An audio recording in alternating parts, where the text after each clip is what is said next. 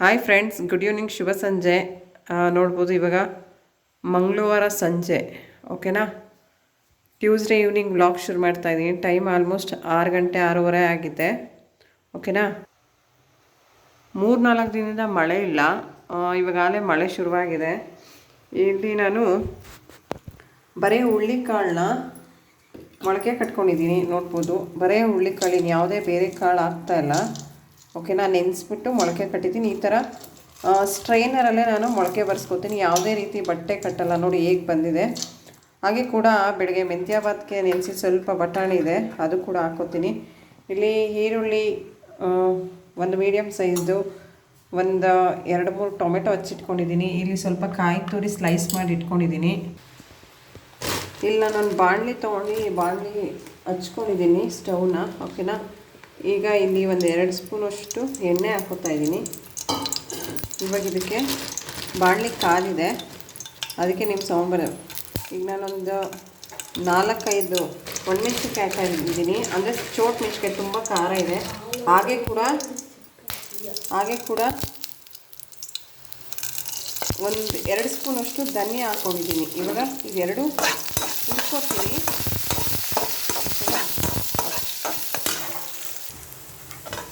ಇದೆಲ್ಲ ಫ್ರೈ ಆಗ್ತಾಯಿದೆ.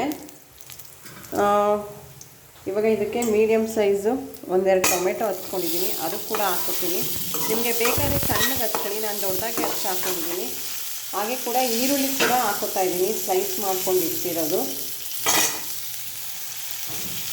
ಓಕೆನಾ. ಇವಾಗ ಇದನ್ನೆಲ್ಲ ನೀಟಾಗಿ ಫ್ರೈ ಮಾಡ್ಕೊಳ್ಳೋಣ. ದೊಡ್ಡದಾಗಿ ಹಚ್ಕೊಂಡಿದ್ದೀನಿ, ನಿಮ್ಗೆ ಬೇಕಾದ್ರೆ ಸಣ್ಣಗೆ ಹಚ್ಕೊಳ್ಳಿ, ಓಕೆನಾ. ಮೊಳಕೆ ಕಟ್ಟಿದ ಸಾರು 3-4 ಥರ ಮಾಡ್ಕೋಬೋದು ಅಲ್ವಾ. ಹಾಗೆ ಕೂಡ ಅದು ಫ್ರೈ ಆಗಿ ಸ್ವಲ್ಪ ಒಂದು 2-3 ಎಲೆಯಷ್ಟು ಪುದೀನ, ಕೊತ್ತಂಬರಿ ಸೊಪ್ಪು ಕೂಡ ಹಾಕ್ಕೊಂಡಿದ್ದೀನಿ. ಇವಾಗ ಇದನ್ನೆಲ್ಲ ನಾನು ಫ್ರೈ ಮಾಡ್ಕೊತೀನಿ. ಧನಿಯಾ,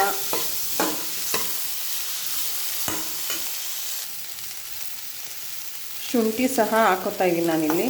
ಎಲ್ಲ ಫ್ರೈ ಮಾಡ್ಕೊತಾ ಇದ್ದೀನಿ, ಓಕೆನಾ. ಟೊಮೆಟೊ, ಈರುಳ್ಳಿ ಎಲ್ಲ ಕೂಡ, ಕೊತ್ತಂಬರಿ ಸೊಪ್ಪು, ಹಸಿ ಕಾಯಿ ಸ್ಲೈಸ್ ಮಾಡ್ಕೊಂಡಿದ್ನಲ್ಲ ಅದು ಕೂಡ ಹಾಕ್ಕೊಂಡು ಫ್ರೈ ಮಾಡ್ಕೊತಾ ಇದ್ದೀನಿ.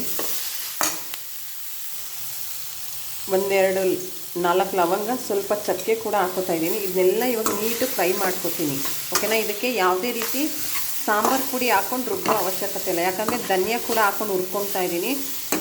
ಖಾರಕ್ಕೆ ಸಣ್ಣ ಮೆಣಸಿನ್ಕಾಯಿ ಅಂದರೆ ಚೋಟ್ ಮೆಣಸಿನ್ಕಾಯಿ ತುಂಬ ಖಾರ ಇದೆ, ಒಂದು 4-5 ಹಾಕ್ಕೊಂಡಿದ್ದೀನಿ. ಮೆಣಸಿನ್ಕಾಯಿ ಖಾರ ನಿಮ್ಮ ಮನೆಗೆ ಎಷ್ಟು ಬೇಕೋ ಅಷ್ಟು ನೋಡ್ಕೊಂಡು ಹಾಕ್ಕೊಡಿ. ಇವಾಗ ಇದನ್ನೆಲ್ಲ ಚೆನ್ನಾಗಿ ಹುರ್ಕೊತೀನಿ, ಫ್ರೈ ಮಾಡ್ಕೊತೀನಿ.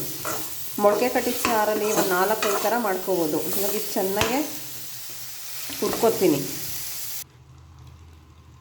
ಒಗ್ಗರಣೆಗೆ ಕರ್ಬೇವಿನ ಸೊಪ್ಪು, ಮೀಡಿಯಮ್ ಸೈಜ್ ಒಂದು ಟೊಮೆಟೊ ಹಚ್ಚಿಟ್ಕೊಂಡಿದ್ದೀನಿ, ಒಂದು ಮೀಡಿಯಮ್ ಸೈಜ್ದು ಈರುಳ್ಳಿ ಹಚ್ಚಿಟ್ಕೊಂಡಿದ್ದೀನಿ ವಾಶ್ ಮಾಡ್ಕೊಂಡು. ಇಲ್ಲಿ ನೋಡ್ಬೋದು ಮೊಳಕೆ ಕಾಳೆಲ್ಲ ವಾಶ್ ಮಾಡ್ಕೊತಾ ಇದ್ದೀನಿ. ಹಾಗೆ ಕೂಡ ಒಂದು ಆಲೂಗಡ್ಡೆ, ಬದನೆಕಾಯಿ ಹಾಕ್ಕೊಂಡಿದ್ದೀನಿ. ಇದೊಂದು ಸ್ವಲ್ಪ ಚೆನ್ನಾಗಿ ಸ್ಟವ್ ಆಫ್ ಮಾಡಿದ್ದೀನಿ, ಸ್ವಲ್ಪ ಕೂಲ್ ಆಗಲಿ, ಮಿಕ್ಸಿ ಜಾರ್ಗೆ ರುಬ್ಕೊಳ್ಳೋಣ. ಇಷ್ಟೇ. ನೀವೆಲ್ಲ ಹೇಗೆ ಮೊಳಕೆ ಕಟ್ಟಿ ಸಾರು ಮಾಡ್ತೀರಾ? ನಾನು ಮೊಳಕೆ ಕಟ್ಟಿ ಸಾರು 3-4 ಥರ ಮಾಡ್ತೀನಿ.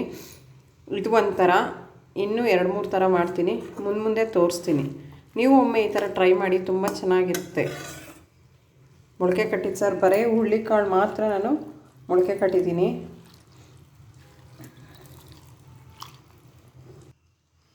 ಇವಾಗ ಇದನ್ನೆಲ್ಲ ನಾನು ಜಾರ್ಗೆ ಶಿಫ್ಟ್ ಮಾಡ್ಕೊಂಡಿದ್ದೀನಿ. ಕೂಲ್ ಆದಮೇಲೆ ಇದನ್ನ ನುಣ್ಣಗೆ ಗ್ರೈಂಡ್ ಮಾಡ್ಕೊಳ್ಳೋಣ.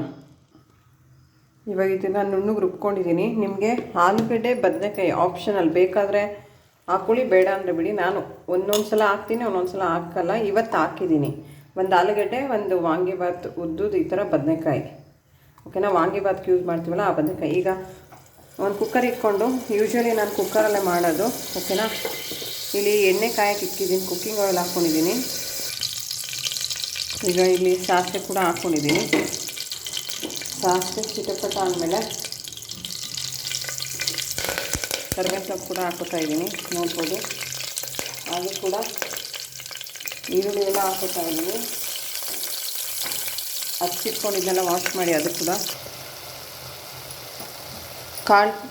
ಕಾಳು ಮೊಳಕೆ ಕಾಳು, ಹುಳ್ಳಿಕಾಳ್ದು ಬರೀ ಆಲೂಗಡ್ಡೆ, ಬದನೆಕಾಯಿ ಒಗ್ಗರಣೆಗೆ ಹಾಕ್ಕೊಂಡು ನೀಟಿಗೆ ಒಂದು 3 ಮಿನಿಟ್ಸ್ ಕುಕ್ ಮಾಡ್ಕೊಳ್ಳೋಣ. ಈ ಮೊಳಕೆ ಹುಳ್ಳಿಕಾಳುಗಳು ಫ್ರೈ ಆಗುವಾಗ ಸ್ಮೆಲ್ ಬರುತ್ತಲ್ಲ, ಆರೋಮ ಸುವಾಸನೆ ತುಂಬ ಚೆನ್ನಾಗಿರುತ್ತೆ.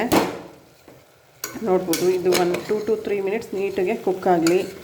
ನಾನಿಲ್ಲಿ ಬರೀ ಹುಳ್ಳಿಕಾಳದೇ ಮೊಳಕೆ ಕಟ್ತೀನಿ. ನಮ್ಮ ಮನೇಲಿ ಅದನ್ನೇ ಜಾಸ್ತಿ ಪ್ರಿಫರ್ ಮಾಡ್ತಾರೆ.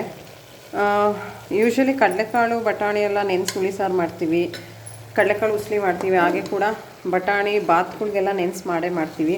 ಹಾಗಾಗಿ ನಾನು ಬರೀ ಜಾಸ್ತಿ ಹುಳ್ಳಿಕಾಳದೇ ನೆನೆಸಿ ಮಾಡ್ತೀನಿ.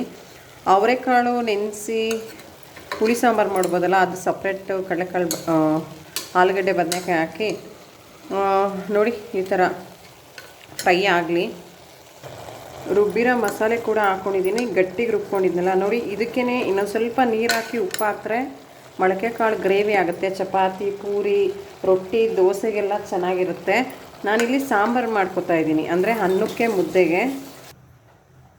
ಓಕೆ, ಇವಾಗ ರುಬ್ಬಿರೋದು ಹಾಕ್ಕೊಂಡು ನೀರು ಕೂಡ ಹಾಕ್ಕೊಂಡಿದ್ದೀನಿ.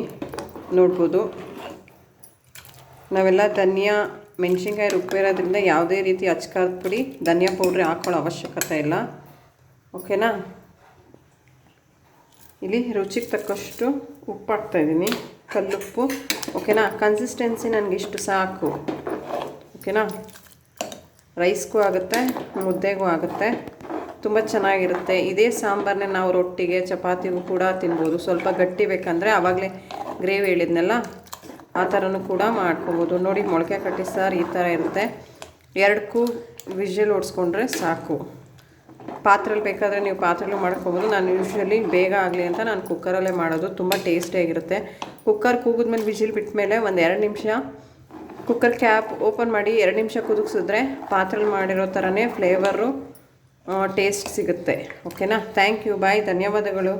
ಶುಭ ದಿನ ಎಲ್ರಿಗೂ.